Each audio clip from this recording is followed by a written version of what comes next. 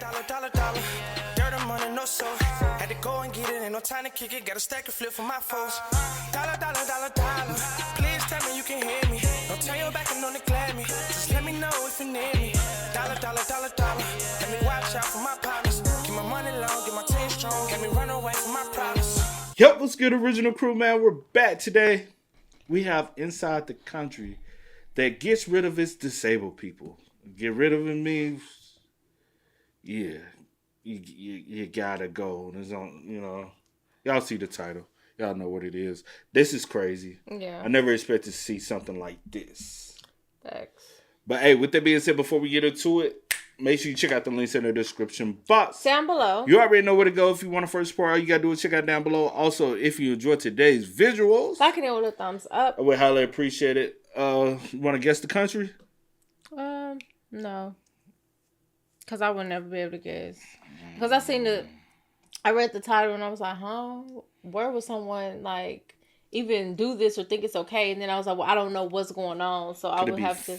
Ooh, that's going to be a hard one to guess. Yeah. Is it... No. Yeah, let me just see, child. All right, let's go. Let's check it out. Let's see what it's about, y'all. Let's get it. This is Canada, where the government will help you kill yourself. Since 2016, 45,000 people have been killed using MAID. The doctor that works in the hospital approached me and asked if I had ever considered asking for MAID. No, I was just asking for them to do something about the pain. I don't know what it says about us that our response is to say, well, how about we offer you the choice to end your life? I have a lot to live for. I'm not giving up, and to even offer me that option is insulting. I've been in the place that a lot of people who want MAID have been in, where they just want it for an ending. They're like, I've suffered enough, I'm done, I can't do this anymore. And I repeatedly, I think it's 3 times, asked you about organ donation, where you're literally too poor to live, let us take your organs, and you saved us $86 million.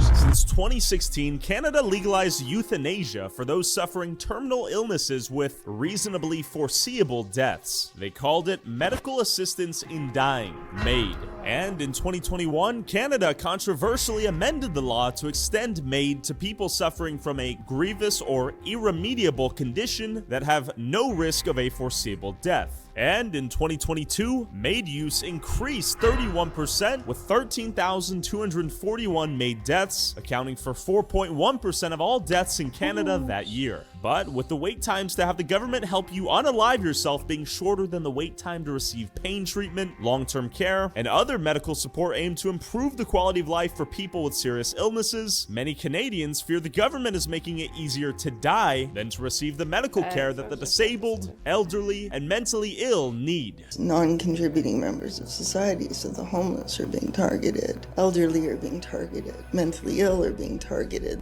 Allowing the state to make decisions about who should live and who should die, you don't know what kind of monster you're likely to conjure up doing that. But why is Canada helping more people end their lives more than any other country on earth? Is MAID a program to give those who are suffering a more dignified death? Or is MAID a dystopian eugenics program designed to kill those stressing Canada's overburdened socialized healthcare system? I hit the streets of Toronto to see what Canadians think about MAID and who should qualify to be able to die. Do you have any thoughts on medically assisted death here in Canada? I mean, I think under the right circumstances, yeah. Okay. I've lost a family member to it, but it's a different type of grieving, but yeah. Hey, if that's what you want, I guess go for it. If you got some mental illness, maybe that should be something that we look closer at, but especially for older people, if you want to go, you have every right to if you want. What about a minor? Not a minor, I would think. You definitely need to be able to, legally make your own decisions. Let's say I'm depressed and I go to the state and say, hey, I want you to kill me. Do you agree with that or too far? Too far. Too far? Yeah, it's too far. Good or a bad thing? Good. Do you think it should only be accessible to terminal illnesses or mental illnesses as well? Illnesses as well. What was the situation you lost your family member to in that context? Cancer. Okay. When you know it's terminal, she fought 18 years of a phenomenal fight, but you get to the point where you just want to be on your way with dignity, and I think it was a difficult thing for those left behind, but an important thing to be available to her. Do you think she died a more dignified death in her opinion than she would have otherwise? 100%, because she was in her full capacity and she made her own decisions on that. It's a bad thing. Bad thing? Personally, I don't agree with it. When somebody is in that state in their life, they shouldn't have to decide on things like this. They're not in the mental position to make a competent decision? In general, I think for we human, we shouldn't encourage this sort of behavior. It will probably just bring some other problems in the society. I mean, I agree. Some people maybe don't want to live because they are in bad conditions. So I think it's good that they can decide. What about, let's say I have an illness, a mental illness, like severe depression? Do you think I should be able to end my own life via the state? I don't think so, because maybe with therapy you can and pills you can improve. Okay. But it's different if you are like in bad conditions physically. It's horrible. Horrible? Yeah. I'm a little undecided. Yeah. But I think if it makes someone happy and they choose it, I would be comfortable based on their decision. If someone's like, yo, do this, I'll be questioning that. Okay. What's the intent behind it, right? Do you think your Canadian tax dollars should fund a program that is killing Canadians? When you position it like that, no, of course not. No? Yeah, I guess that's I'd like framing. to see our tax State-funded euthanasia then, right? Yeah. Probably not. Like, if Okay. it is a choice, maybe it'd be more privatized. Yeah, I feel like our tax dollars can be used for something way better than what's going on right now. Do you support state-funded euthanasia? I do. Yes. What if I'm like severely depressed? Do you think I should qualify to go die by the state? No, I think you should help people for that. Euthanasia only for people who are very sick or, terminal.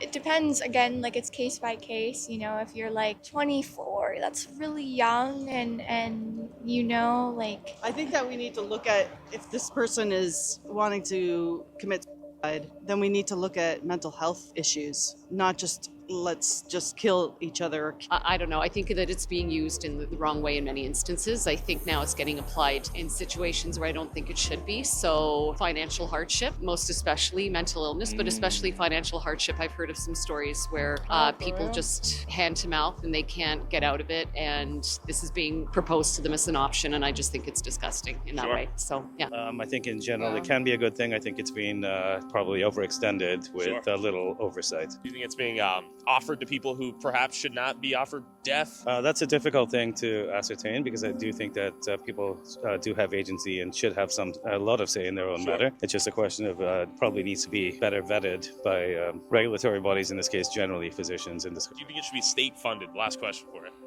We do have a healthcare system that is state funded, so if done appropriately, yes, I do. Do you think, given that Pandora's box is open here, that it'll be sold to certain individuals as a quick fix? I mean, my understanding is that it already has been, instead of providing a more holistic and more compassionate approach, because I think it might be a quick fix. I think if you have a terminal illness and that's an option you want to take advantage of, I think more power to you, but I just think that it's been pushed in ways that it shouldn't be. So a government program where I can die. So what you think after here's the small details that we have heard? I am a little, in between. I don't feel like it should be offered to people with mental illness. I don't feel like it should be offered to people just because they own, financial hardship. Or depressed, which can fall into like the mental illness and stuff like that. I don't feel like it should be offered to minors, even if you offering it to their parents because they don't want to see their like. I feel like it's very what if it is a minor that is dealing with a terminal, like something like brain cancer or leukemia or something that is just getting in its worst stage, and they kind of want to.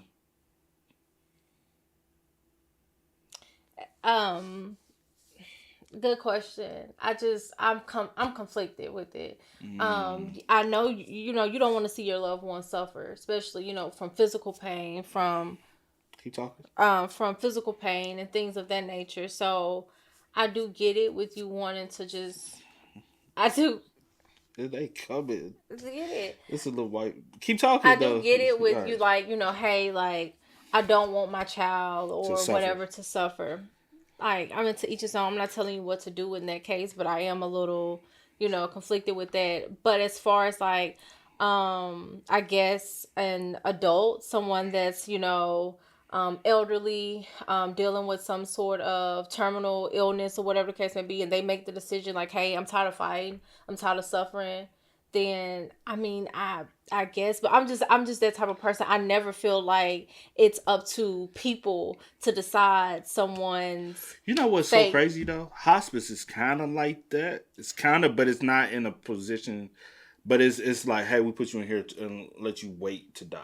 That's different. Hospice is different. My grandma was in hospice before she passed. Hold on. That's the reason why I'm bringing it up. I'm saying, like, say for instance, because you have told me, like, right before your grandma passed, she did develop dementia.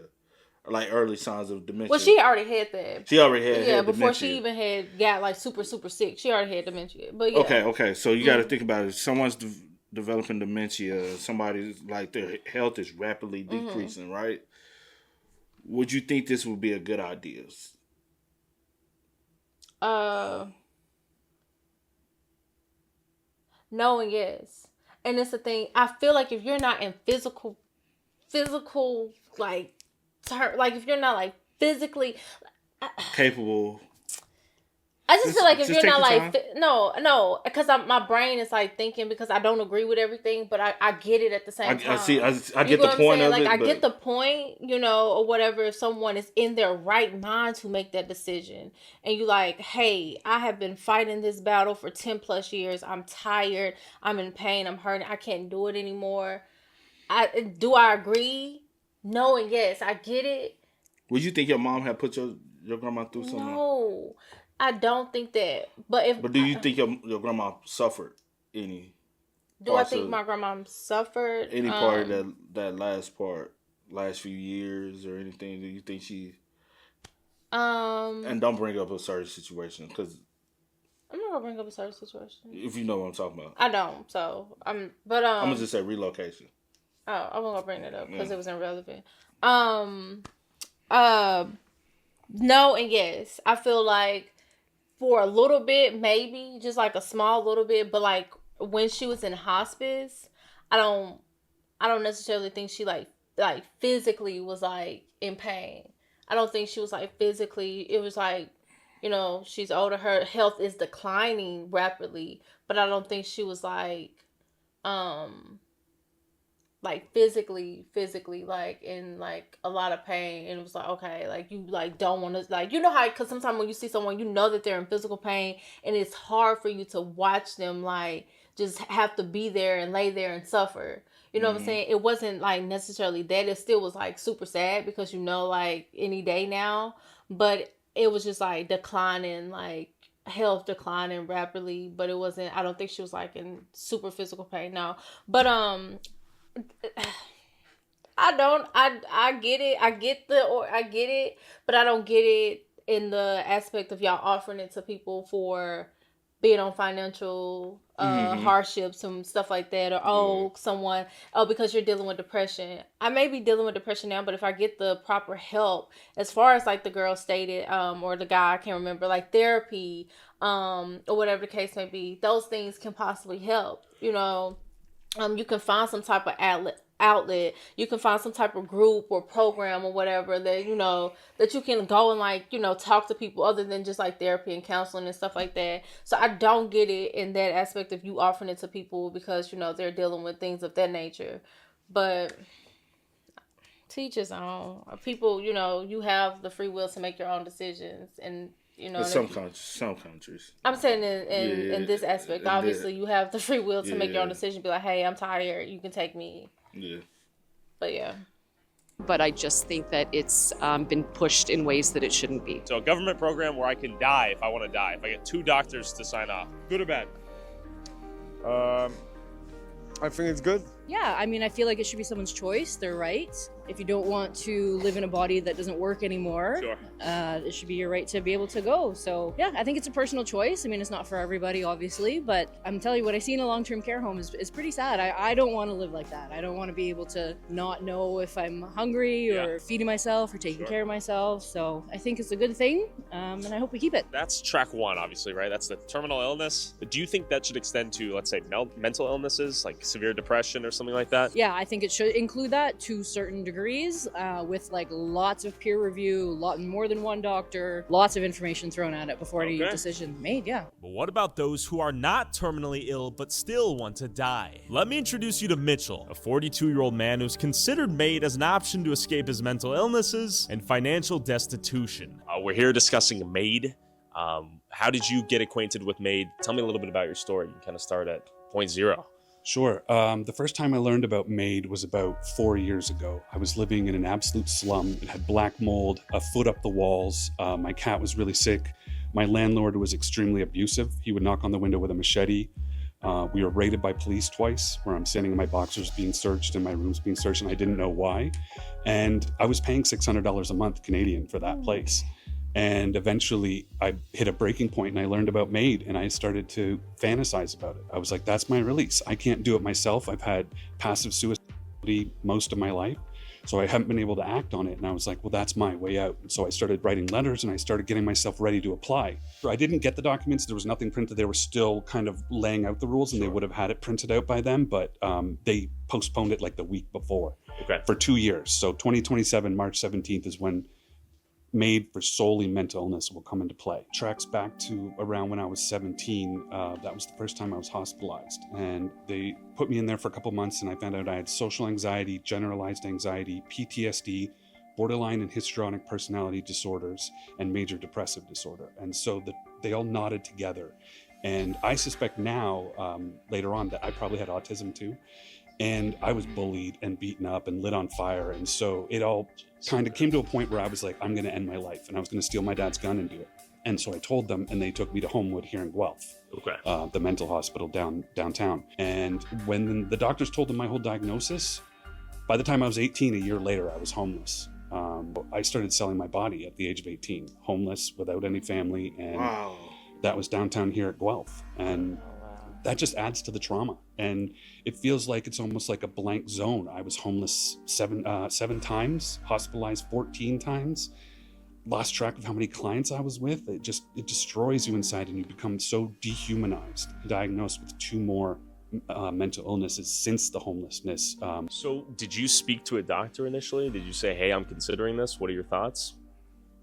No. Okay, so you never got that far at that time. Got that far because I was waiting for March 17th. Was when they were going to make it eligible for people with solely mental illness. And I knew I'd have a fast pass. And then Mitchell and I went downtown to discuss another group he thinks MAID may be targeting. We're here right now because you used to live here. Yeah, actually, when I was 18, I first found myself homeless here in the downtown core of Guelph. You can feel the temperature right now with that wind. Imagine being in a small little tent and having just cardboard to sleep on. Your mind really starts to wander, and as I said earlier, you dehumanize yourself and you start to think of yourself as less, and that really, it leads towards you considering things like MAID or on your own. But MAID would be in place where you'd be able to get accepted for it and someone would do it for you. And if that's the problem that's stopping you, if you're stuck at, passive suicide, then you get that extra nudge that you don't really need when you're already vulnerable. Do you think people who are homeless will be targeted by the MAID agenda? I absolutely think so, just because through my own experience, I gained that agoraphobia and bulimia, and that made me eligible for MAID, and therefore that's already the targeting in place. Do you think there will be people calling the hotline, or will they be propositioned and sequestered by those offering MAID? I think a lot of people will call the hotline on their own because it's a very private matter, but I also think that there is going to be a group of professionals that are going to try and push it onto us like they have with veterans and Paralympians in the past. Amidst this housing crisis and this unaffordable living crisis, could anyone end up in this position right here in Canada right now? Yeah, I think anyone could. I think if you lost your rental or you had a disagreement with the landlord or they got greedy, or, a lot of these corporate landlords are evicting entire buildings and increasing the rent. So you might feel safe right now. You might be at home saying, well, I'm not disabled. I've got a house. That can be taken away from you so easily. I mean, all these people weren't born to be homeless. They were born to parents and they have brothers and sisters and families somewhere like I did, but they're at the edge of society and they're at their most vulnerable. And I think that's why MAID is an absolute atrocity right now to be the priority over, giving these people homes and safety and comfort. And as we were talking, this that's another thing I was sitting here thinking before he said all that, which I agree with everything he said. Another reason why I don't agree with it, because I don't feel like the motive behind it is because people care, and like these organizations, it's money. It's a fast track also to get rid of the homeless population. It's that as well. And then if y'all are collecting people's organs, that's a whole nother. That too, because they're like, another thing. Sign off to be an organ donor so we can be able to. Yeah, that's a whole nother topic and story for another day. if it's not brought up in this video. But yeah, that's another thing. But I don't feel like the motive behind it is because people are suffering, and it's like, oh, we don't want these people to suffer. We care, and no, nothing of that. So that's one of the main reasons I don't agree with it. Because like, and that one question I wonder, like, he said he became homeless right at the age of 18, like literally as soon as he's considered a legal adult. It's kind of like, honestly, with him, he's battles depression every day. He probably battles the feeling of being unwanted. Because if you become homeless at 18, I've been there. You know what I'm saying? I got put out the house at 18. Yeah. Didn't know where to go. Didn't know how to operate in life. Like, just like, all right. Lucky I was able to come back, put out again. Yeah. And at that point, I realized what life is. Yeah. And I knew I had to make a change for myself. A lot of people can't do that. A lot of people don't have the opportunity to come back, and then you have the opportunity to correct. Yeah. And so once after that second time, I came back, I knew I would leave out the next time on my own. Yeah. And when I left out the next time on my own, I never went back. And I've only progressed in life. You know what I'm saying? But that's when you have to have it within yourself. But I can tell some people literally don't have that motivation, don't even know where to get that motivation from. Yeah. And like he said, he's been dealing with stuff his whole life. And for him to become homeless at 18, it's like his family was the first people to give up on him. You know what I'm saying? So if I can't even trust family, if I can't depend on family, like, it makes me look at the world in a different. So battling depression for all these years in life is so tiring and worrying. It's on a people. lot of trauma. And so you end up picking up other disabilities. Like he said, I might have been autistic. A lot of people don't even know they're autistic. They're just living life. Yeah. And then they like, hey, I should have had this treatment done. I should have had this being accessible to me. If I knew these factors, I could have got help earlier in life. True. And we could have had some changes. Like, a lot of people deal with social anxiety. I think it's going to be a whole new wave of individuals in life because of the way society operates now, where kids are going to start developing a lot of disabilities when it comes down to social skills. A lot of people are going to be like just socially awkward, don't know how to communicate, but beyond using a device. And it's because of the social media and stuff. Like, we're living in a time where you're going to start seeing other people learning to learn developmental capacity is slower. Yeah. But in the same light you said, I do believe that there's a hidden agenda here. They realize, hey, we can get away with it this way. Let's see what else we can kind of get away with. You know what I'm saying? True. And also, for a lot of people that have certain disabilities and stuff like that, they do have they get assistance from governmental assistance. They get government assistance for some people, check whatever, or free whatever it is, or whatever the case would be. That's another way for y'all to be like, cut that off. You know what I'm saying? It's so many things. So no, I don't trust. I don't trust them. A lot of money. So it's not. The agenda is very much so self. As far as the government wise, it's like very self-push agenda. Because if y'all can really pass the part when it's people who are battling depression or mental illness. If you have you ever spent time with homeless people, volunteer with homeless people? So have you ever really had conversations with them? Talk to them? Yeah. A lot of the homeless people battle with mental illness and depression. Yeah. And they become even more depressed the longer they're out there because some of them don't see an option to escape.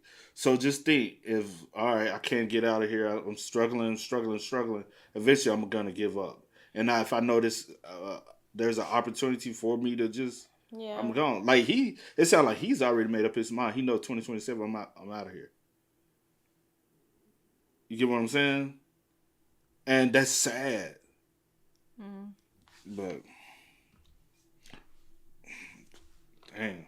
Over giving these people homes and safety and comfort. And as we were talking, this dude heard what we were discussing and wanted to share his personal story about MAID. Okay, so we just bumped into you.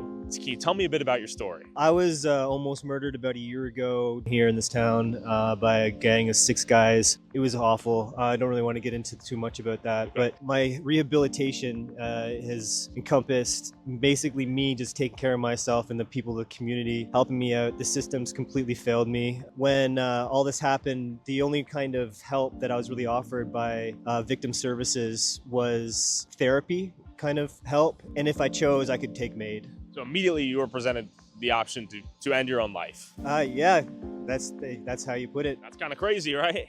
Yeah, for me, absolutely, considering that I fought off 6 thugs to stay alive. There would be no reason for me to want to take my own life. Just the assumption that somebody is going through struggle, that they can't handle themselves or they can't accept help and bring themselves back up is atrocious. I have a lot to live for, and I'm not giving up. To even offer me that option is insulting. You are also telling me that you know someone who was presented with this option and they took it. Yeah. Can you tell me a little bit about that? A member of our community here, absolutely going through hard times, emotionally, mentally. At the same time, to know that there could have been another way, and that all of his friends, most of them, kind of feel the same way. It's traumatizing to the community, actually. I guess we're kind of talking about the homeless situation in MAID right now. Specifically them being targeted or at least coerced into maybe using that as an exit from their financial or psychological hardships, right? Yeah, I'm in a situation right now. I'm homeless due to this story I didn't really get into too many details about, but through my process of the system, it's almost impossible to get out. There's lots of priorities that are put in place to make certain sections of the community not really have options. If you're in need of help and there's no help for you, the amount of abandonment can lead people to making poor choices. The stress in our society is growing. You can bet there's going to be people choosing the easy way out. While those who are severely depressed, mentally ill, or financially hopeless, like when Mitchell considered MAID as perhaps a painless exit, what about the physically disabled who are being offered MAID without ever even asking for it? But real quick, I'd be like, go on down the road, you fuck. If you want to support our boots on the ground independent journalism that is not bought and paid for by corporate interests, along with exclusive DLC content that YouTube won't let me upload, and uncensored early access to all my videos before they go up on YouTube, go subscribe at patreon.com/Tyler Oliveira for less than $5 a month. Heather, you're in a wheelchair. What is the condition you have? I have spastic cerebral palsy. I was born with it. I was born very premature and should not have lived, but God had other ideas. You're a miracle yourself. Yeah, Yeah, there's no reason that I should be here. I was born at 25 weeks gestation, weighing 1 pound and 6 ounces. Yeah. Before NICUs were invented, and I was breathing on my own. There's no reason I should have been breathing on my own except for God. And I'm here because I'm concerned with the Pandora's box that this is. Heather, when were you first made aware of the existence of MAID being offered by the government? I was like all ears as soon as they introduced the legislation. The disabled community saw the threat right away. The threat of eugenics? Yeah, exactly. They'll start with the terminally ill, of course, but that's just the start off point. 2017, I started to have issues where I was having muscle spasms that started from my low back and would fire straight down to my toes and would basically lock up every muscle between those 2 points. So, second hospitalization, I had a hospitalist, which is a doctor that works in the hospital, approach me and ask if I had ever considered asking for MAID. The first time I was just stunned. I'm asking for pain control, not for death. Right? I wonder also, you got to know how these things operate, right? I wonder, do they get paid for per each person individual that they get signed up for this in the hospital or by a doctor? Yeah. Do a doctor get, because some doctors actually do get cut checks from medical stuff. So say for instance, you get somebody to there's a new medication. There can be an incentive. Hey, if you push this new medication onto this That's all about amount of money. Patients, we'll cut you a bonus. Yeah. Or the hospital will get a bonus. Because why would you offer me that? I have pain. Not dying. I just want to. It might be different if I'm dying and I know I'm actively dying, and you tell like somebody who has cancer and they're told, hey, you got 4 months to live. They might be like, okay, go ahead, sign me up. Like, what's the expected? Hey, we can get you on it in like 2 months. Well, then I know some people will be like, okay, well, I'm just going to sign up. I'm going to wait my 4 months. Thank you. Kindly. Well, let me ask you this. Your aunt, your aunt that went through, you think she would have? No. To know her, no. She didn't know. Battled it out. She would have battled it out. Like, she just found out so late. She found out literally when she was in stage 4. And things just started happening. There was nothing that could... Like, she was perfectly fine. I told you that. She was perfectly fine up until she had went to the doctor just for a regular checkup. And she hadn't been to the doctor in a long time, though. So I don't even know what made her go to the doctor. But she went for a regular checkup, found out she had was in stage 4. Other auntie just... My other aunt had breast cancer. And they offered her chemo and all. She did not want to take it. She was I ain't talking about her. I'm talking about the other one that was at the... Which one? That was going to the hospital for... What, she had an aneurysm or something? No. No. My aunt that died from a stroke? Yeah. Is that the same one? No, okay.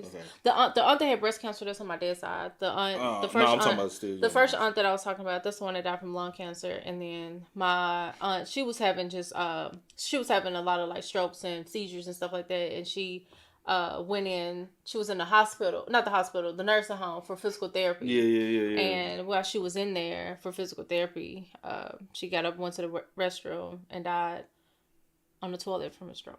Yeah. But like stuff like that, I'm like, no, I'm like, just give me some payments. Let me and actually treat it. Don't offer me to take. No, I don't know.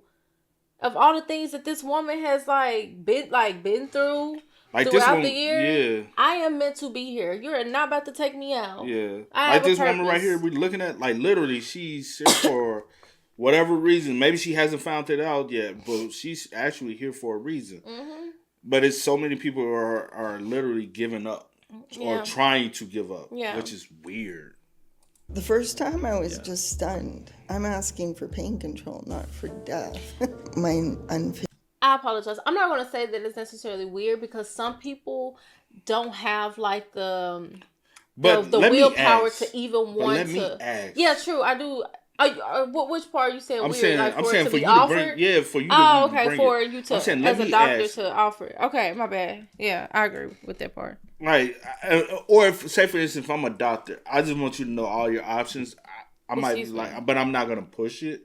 I'm like, hey, we have these options here. We can go through this. This is an option. I'm not telling you. But this will be the last resort. Like, I'm not. This is just something that we have to like bring to your attention. It's something new, whatever the case may be. I don't know how they presented it to her, and they know. Might have presented it to her that way. But the way she's saying it, Child, I can only take like it from the way. Cuss me out. Don't do that. Yeah.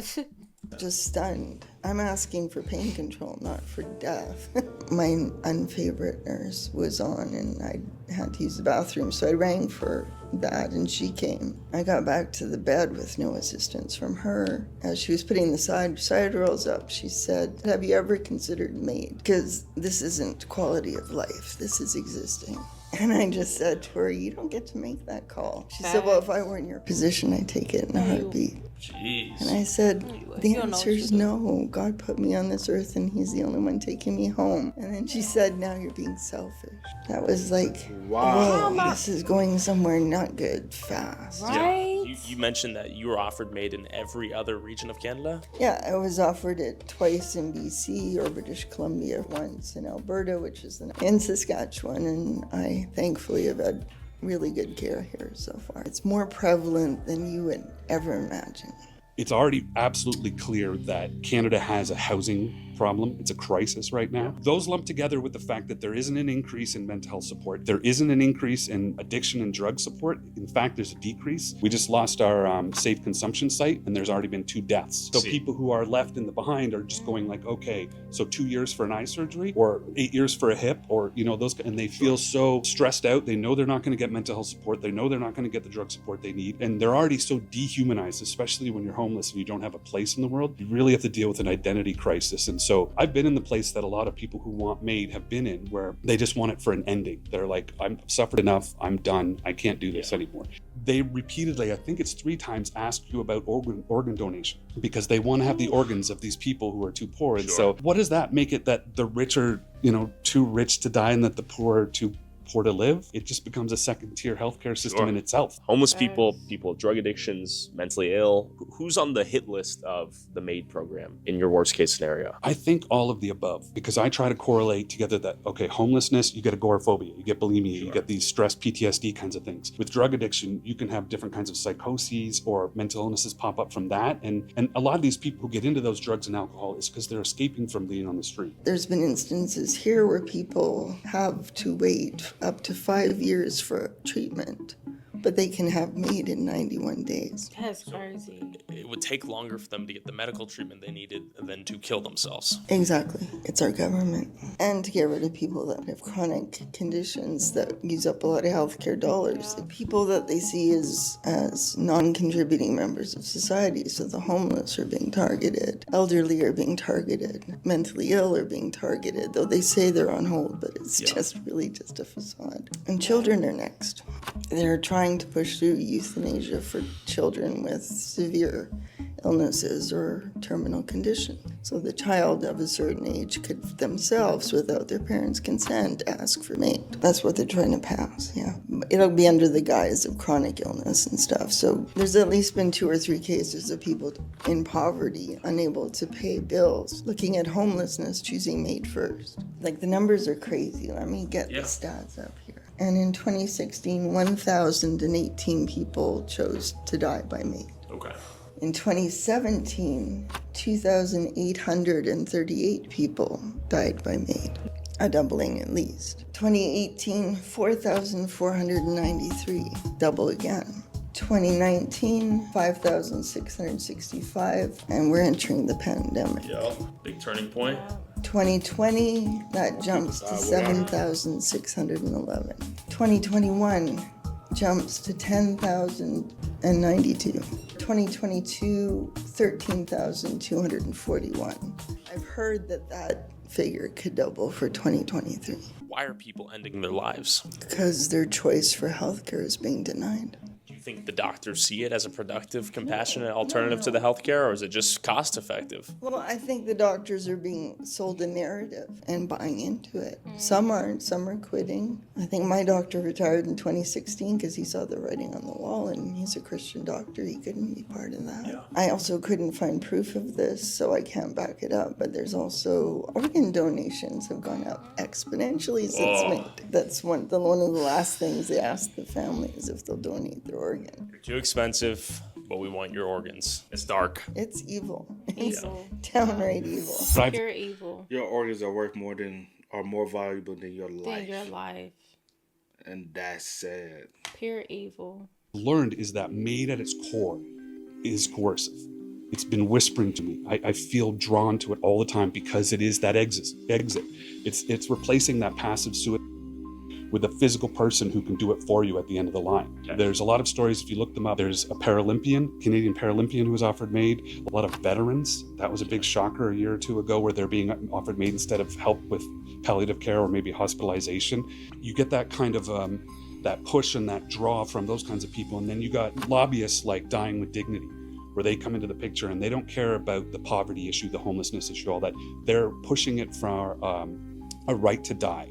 So they're saying, it's dying with dignity. But my question to them is, how can you die with dignity if you didn't live with it first? A lot of us in the community have that passive vitality, so we won't act on it. But if there's somebody down there who's got a pill for you and they're just going to do it for you, that's the coercion. That's the easy way out. And when you're facing all these things, homelessness, poverty, drug addiction, mental health problems, especially when you're in psychosis, how do you make the right decision? At the point in which you were offered MAID, had you indicated any desire to end your life? None whatsoever. No, I was just asking for them to do something about the pain. Nothing they gave me was helping. If you didn't have your condition, they would have offered you MAID in that context? Probably not. Probably not. It's ending a life. It's murder as far as I'm concerned. And I know there's a lot of countries right now debating this topic, which is why I'm talking about it because I want those countries to know that it's a Pandora's box. Once the lid's off, there's no putting it back on.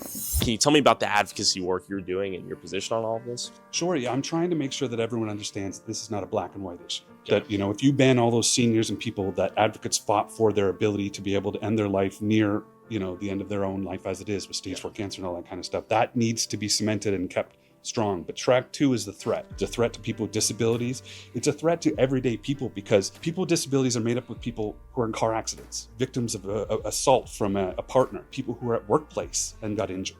And all of them are falling under the disability tree now. And some of those people are being denied workplace benefits, or they're dealing with that violent partner still, and they're stuck there because of the benefits or because of homelessness. All these things are percolating together and making it an absolute threat to us through coercion. And a lot of people were scared of it, even though they wouldn't take it. They know that they're not going to, but they know it's there. It becomes this thing in your head where it's just a chant or an echo, where you're always like, well, it's a really bad day today, but at least I have MAID. We're having a health crisis right now because of the privatization thing. So hospitals don't have beds. There's hallway medicine. I haven't seen a doctor in 4 years. There's none available. If you wanted to call any one of them near my house, you'll get an answering machine that says we're not taking new clients. Okay. So access to those things being denied, and then the federal government not giving us the disability benefit, both the provincial and the federal government shot down basic income. There's all these provisions they could do. They could do a national disability insurance plan like Australia, the NDIS. They could do basic income. They could do the Canadian disability benefit properly, where if we each got like $1,000 or $2,000 or $3,000 more a month, and that was supplemented with other, you know, basic income and a couple other things, we would all be able to thrive. But right now, across Canada, every single province and territory, their disability amount is at least 1 to 2 times below the poverty line. So it's unlivable if you're in a position where you can't work at this point. And that's part of the coercion. Unlivable, right? Why not go die, right? Is more or less the message they're sending. So. Heather, why are you vocally sharing your story about MAID? Because I have crosshairs on my back, and I need people to know it. I've said to all my family and friends, if you hear that they kill me by MAID, it's murder, because I didn't consent. And it's sick to me that I even have to say that to them, but if I ever get to a place where I can't speak for myself, I can't trust the healthcare system not to do it. I have to speak out, not just for me, but for everybody else. This is not normal, this is not right, this is not ethical in any way, shape, or form, and it should not be happening in a democracy, in a civilized country. Do you think many people who have tendencies are seeing MAID as just an escape route? Yeah, I agree with that. The only caveat would be that I've watched for 30 years while the supports weren't in place, and I don't trust they're going to be in place in 10 years. Sure. So where am I going to be in 10 years? How mobile am I going to be? How conscientious of myself am I going to be? Like, I don't even know if I'll be here because the amount of stress I deal with, I'm always worrying about a heart attack or a stroke. Unfortunately, I think it is a bit of column A and column B. Column A being that it is social murder. It's a eugenics, because the people who are most going to apply are the ones who are the most vulnerable, and they're getting the least amount of help. So it's just obvious social engineering, eugenics, whatever you want to call it there. So since 2016, 45,000 people have been killed. 13,000 were in 2022, and it's exponentially getting bigger. California has about the same population as Canada, and California's only done 850. Why are people killing themselves in Canada with MAID 16 times more than in California? Do you think the doctors are coercing them into this being a good option? I think it's a perfect storm. I think it's homelessness, poverty, doctors, the misinformation, and the dying with dignity lobbyists. It's going to be George Orwell. It's going to be 1984. It's going to be any of those warnings that we were getting. You're literally too poor to live. Let us take your organs, and you saved us $86 million. News media is not covering it because they're all corporate owned. It's been an absolute nightmare to get eyeballs on this. It's usually foreign press that comes and wants to cover MAID in Canada. Okay. It's dystopian. It's a big problem here because right now it costs us $80 billion to maintain poverty. So why wouldn't they start reinvesting that and redistributing that and getting some people off the streets? They also let in way too many immigrants. The one other thing that I've been worried about, I said it last year and I don't know how in place it is MAID in prison. Because if you think about it, you could kill a political prisoner. Ooh, I never even thought about that part. Dang. Could this speed up like death row? Ain't no point, you know. And that's one thing, like a lot of people like somebody will go on death row, they sit on death row for 20 years. Yeah. And that's taxpayers' money. The more I sit here and I'm just like thinking, and I'm like thinking about everything, because when you asked me in the beginning, I'm like, because I see the positive out of it. which I'm agreeing with you earlier when you was like, I see the positive.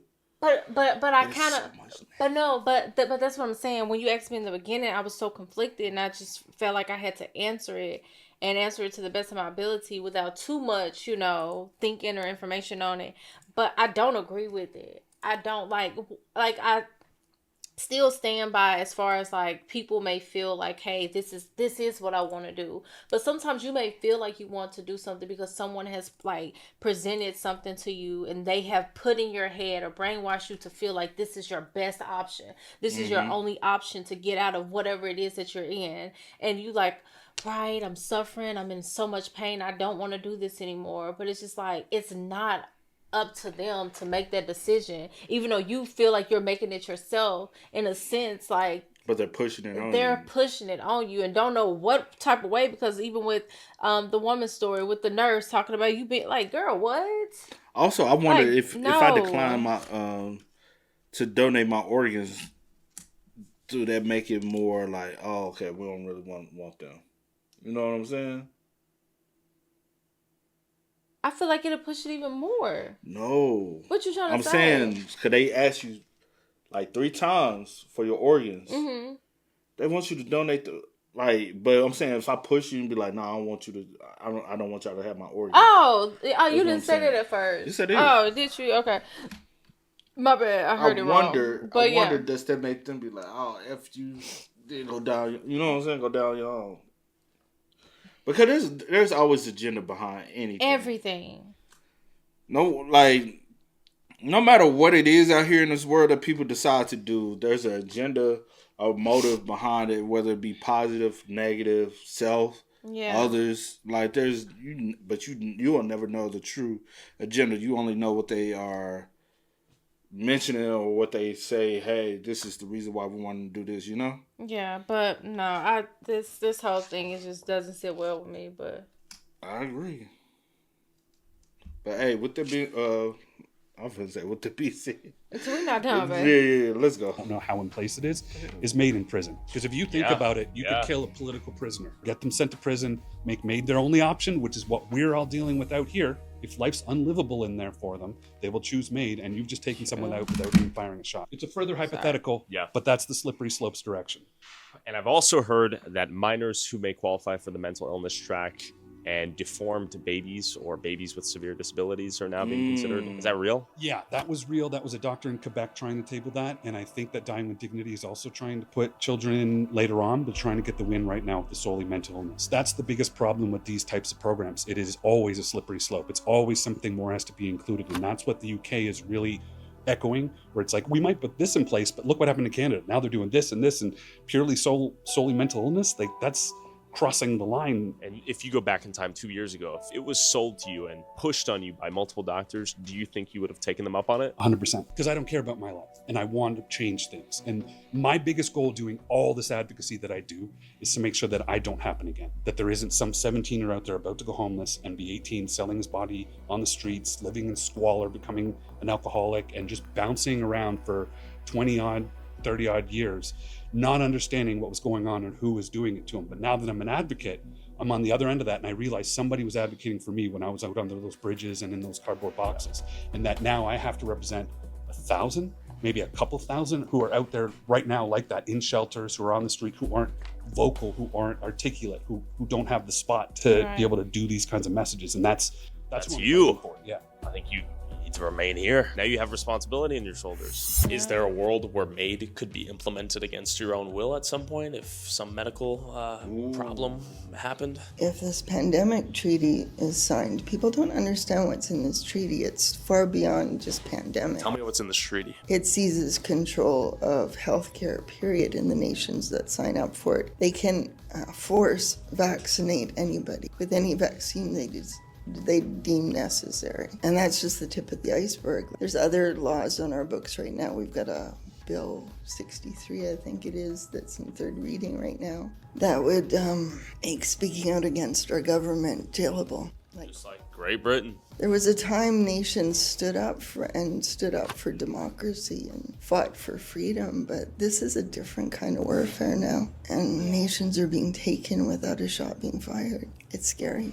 People need to wake up because it's not going to be very long before there's no going back. While euthanasia seems to be a more controllable death for those with debilitating terminal illnesses and predictable expiration dates, one must wonder who else with the ability to live a meaningful life might be allured to the permanent escape it offers. Perhaps the country should measure its humanity not by the ease in which it will help you end your life, but rather by the creation of infrastructure to help those suffering short-term hardships to get back on their feet and become productive members of society. In 2022, 63% of MAID users cited cancer as their reason to die, while only 3.5% of those who used MAID did not have terminal illnesses with foreseeable death dates. But that's an increase from 2.2% of all MAID users back in 2021. As the eligibility to receive MAID will expand to those solely with mental illnesses in 2027, will more and more people look to MAID to escape the harsh reality of living in Canada? And will other countries look to Canada while building their own euthanasia program? And please go show some love to Heather, who just wrote a book, and show some love to Mitchell, who does graphic design.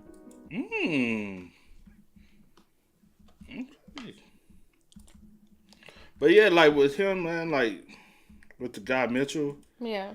you never know what you're calling for. Sometimes you go through struggle to be able to be a voice for those who eventually go through it as well. You get what I'm saying? Right. Like you're going through something, you're learning. You're studying, you're going through for whatever it is, the reason why you're going through it. But you're learning to be able to help those be able to get out. Like he has a good mindset. He has a good motive for everything he don't like want to do now. There's no point of giving up. Right. Well, that's what I'm saying. I'm saying like because he's contemplating on the. Like, you have a reason to live. Well, now. he was. Yeah, I'm just saying. At first, and I was going to say that because at one point you was like, I'm waiting. He was waiting to like 2027, March 17th. I didn't get the. And he said he pushed it. They ended up pushing it back to 20. But now he feels like he's not thinking about. Doing it anymore, but and that was my thing because at one point, because you're dealing with so much and you're like, I just want to escape from all of this, and not knowing that things can turn around for you, and I feel like a lot of people you get stuck like in your thoughts and in your head and in this cycle, but things can like turn around and be on the up and up. You can find some type of passion in something else or something to live for, your purpose, and I feel like, he's found that and feel like he has a bigger calling than just like, oh, I'm going through something. I want to be an advocate for others as well. But because we all got a calling, man. It's just some end up finding their calling, some don't. Yeah. And you never know what you're calling. That's the journey of life to find out why am I here? Yeah. It could be here to motivate one person to become successful in life. And that could be your only purpose here. But you will never know your purpose here if you give up. But hey, man, y'all spam us up. Y'all let us know y'all thoughts and opinions about it in the comment section down below. But until next time, y'all know how it go, man. I do go by the name DJ New Kid. This is Sierra Nicole. We are. Kid and C. We are. Please tell me you can hear me. Don't turn your back